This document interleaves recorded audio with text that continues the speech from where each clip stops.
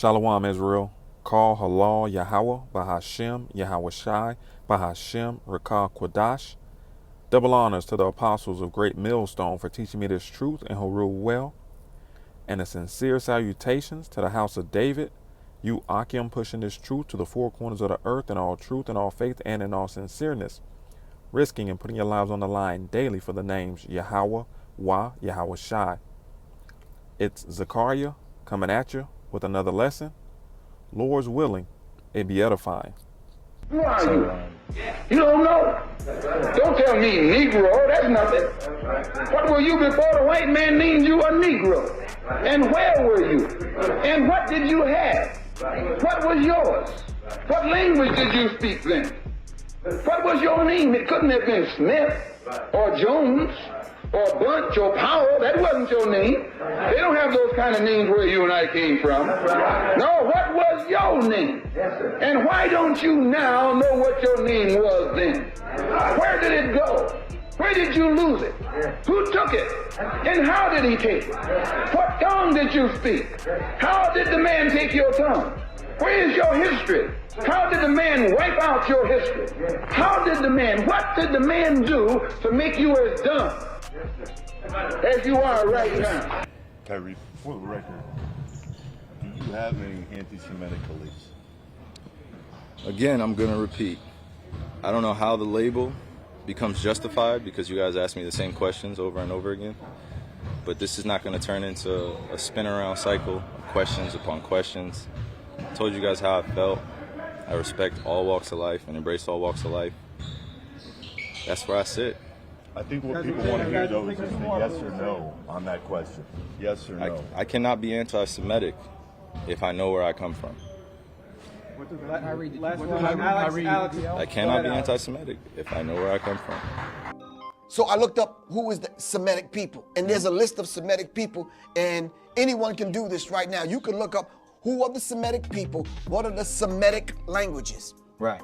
Has absolutely nothing to do with any white people. Right. Fact. Not at all. So in order for me to be anti-Semitic, I'd have to be anti-black man, anti-black woman, anti-black people. With me and Jay, with our culture, with the darker Jews. First of all, because you got it just happens when anybody start talking deep. Okay.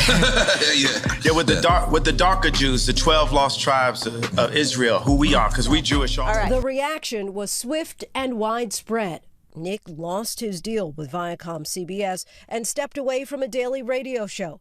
His road back meant more than apologies. He sought atonement. Kyrie Irving is taking responsibility for his social media post impact on the Jewish community. Both he and the Brooklyn Nets are going to donate $500,000 to anti-hate organizations. Kyrie said in a joint statement with the Nets and the Anti-Defamation League, "For my family and I, we meant no harm to any one group, race, or religion of people." So I'm going to start this lesson off with the definition of the word unapologetic. Unapologetic. It means not acknowledging or expressing regret. Not acknowledging or expressing regret. Okay, and the men out there on the highways and byways, doing these video epistles, feeding the flock, doing the praying, doing the fasting, doing to the best of our ability things to please the Lord. We are unapologetic when it comes to anything having to do pertaining to this truth and serving our power, Yahweh, who you people ignorantly call God, and Yahweh Shai, who you people ignorantly call Jesus. Yahweh meaning he is, he to be, he exists, and Yahweh Shai meaning he saves, he delivers. All right, we are unapologetic in serving our power and calling on those names. So let's get a precept. And the reason why is because this is John chapter 8 and verse 32. And it reads, and ye shall know the truth, and the truth shall make you free. And this truth has done just that.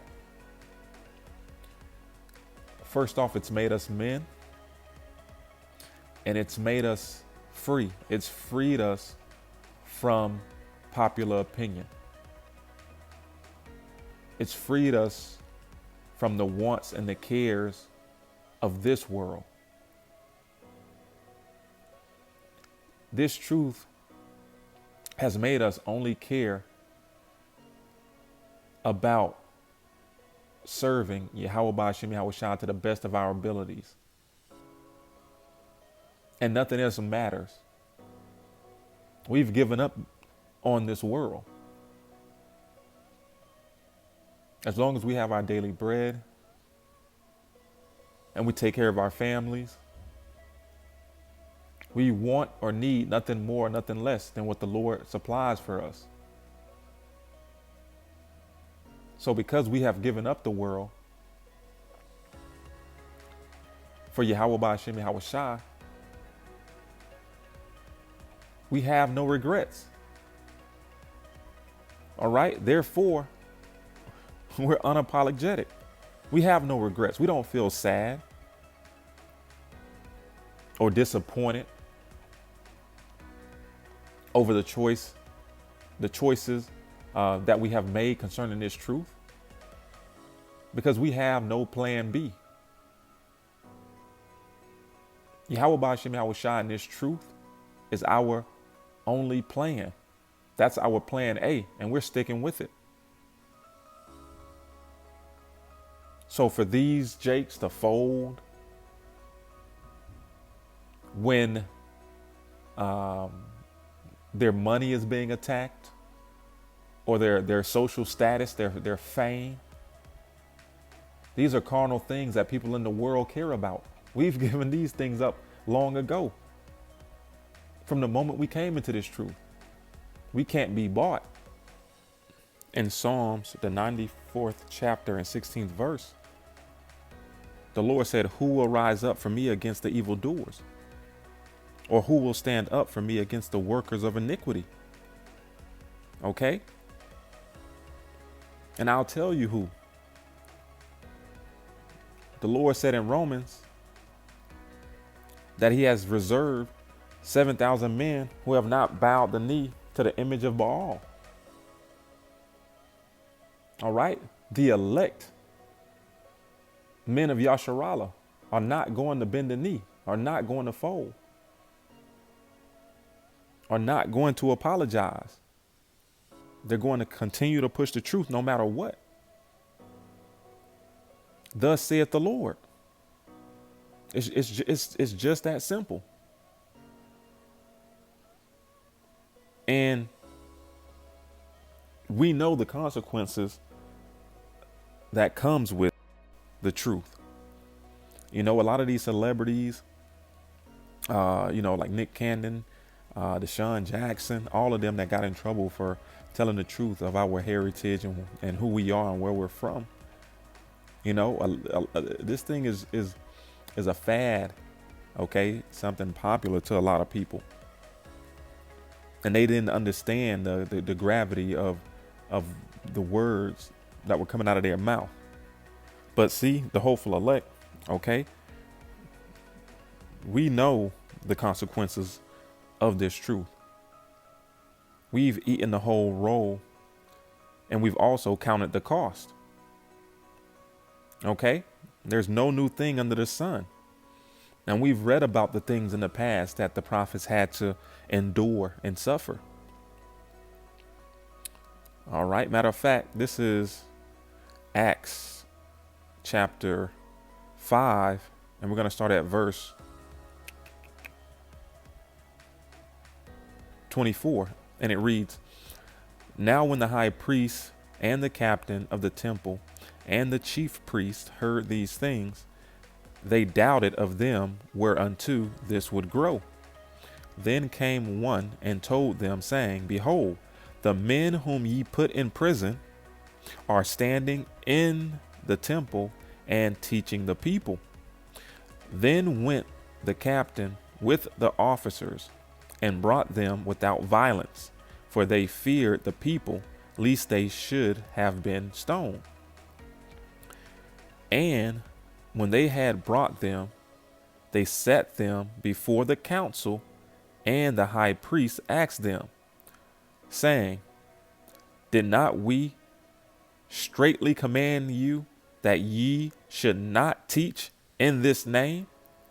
And behold, ye have filled Jerusalem with your doctrine, and intended to bring this man's blood upon us.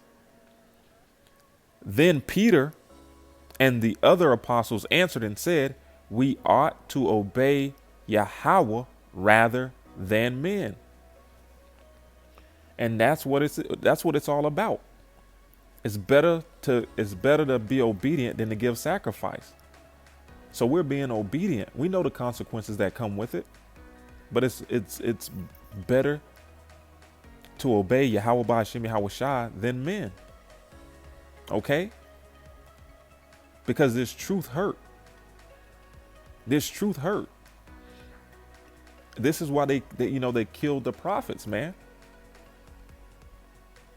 Because they weren't going around preaching rainbows and lollipops and everything is going to be okay. Everybody going to sing Kumbaya. They prophesied against many kingdoms and empires and nations. All right. The same as they're doing today in this time now. This is Galatians chapter 4 and verse 16. And it reads, Am I therefore become your enemy because I tell you the truth? We have become the enemies of the world because we're waiting on a new earth and new heavens. All right. And this current world wants to stay here. They love the wickedness. They indulge in wickedness. They're laden with it. We want righteousness to prosper. So of course we've become their enemy. And when we tell them the truth of the matter of what's going on in the world, it ruins their day. What did Eminem say? Back to reality. Oh, there goes gravity. We bring them out of La La Land. Back to reality, and they see how wicked this place is. But they're fine with just turning the other cheek. They love it here. This is Hebrews chapter 4 and verse 12. And it reads, For the word of Yahweh is quick and powerful, and sharper than any two-edged sword, piercing even to the dividing asunder of soul and spirit, and of the joints and marrow, and is a discerner of the thoughts and intents of men. So this truth, man, it cuts you and it shows your true colors. Okay? It turns on the light and darkness for all you roaches to scatter. And y'all don't like it. And this is why the these elites and 2/3 of the nation of Yasharala, you so-called Negroes, Latinos, and Native American, hate the prophets. Okay, but we're unapologetic with it. We don't care. The Lord said, lift up your voice like a trumpet and show my people their transgressions. So the blood is off our hands. Okay? Because the weapons of our warfare are not carnal, man. You know, we seen that. Yeah, everybody seen that Jake run up on the elder Manatazakbar. All right. But what is 2 Corinthians 10 and 4 say? Let's get it. It reads 2 Corinthians 10 and 4, For the weapons of our warfare are not carnal, but mighty through Yahweh to the pulling down of strongholds. All right. And that's what we're doing, pulling down all these strongholds, man. All these lies and deceits of the world. All right. Continuing on, it says 2 Corinthians 10:5, casting down imaginations and every high thing that exalteth itself against the knowledge of Yahweh. Okay. And that's Esau's philosophies and ideologies. Okay. It says, and bringing into captivity every thought to the obedience of Hamashiach. So we're going to end on that note. Lord's willing, this was edifying. Shalom, Israel. Wa abad babal. Kwam Yasharala.